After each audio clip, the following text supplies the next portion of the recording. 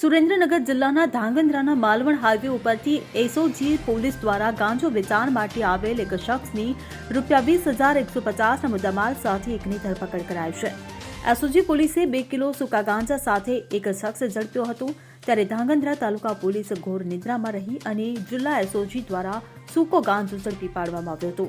જિલ્લાના ધાંગધ્રા તાલુકાના માલવણ હાઈવે ઉપર અવારનવાર ગેરકાયદેસર ડીઝલ અને વિદેશી દારૂનો જથ્થો ઝડપાય છે।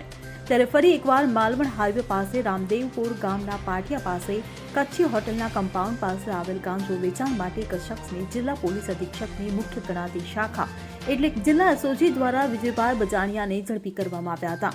તો તપાસ દરમિયાન ચેકિંગ કરતા યુવાન પાસેથી સૂકો ગાંજો ઝડપાયો હતો, જેની કિંમત અંદાજે 20,000થી વધુ સાથે શખ્સને દબોચી લેવામાં આવ્યો હતો।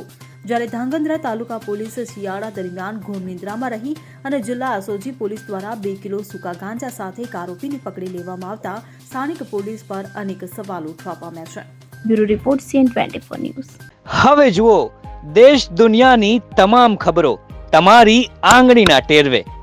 ઉઠાવો મોબાઈલ અને Google Play Store પરથી ડાઉનલોડ કરો અમારી CN24 ન્યૂઝ મોબાઈલ એપ।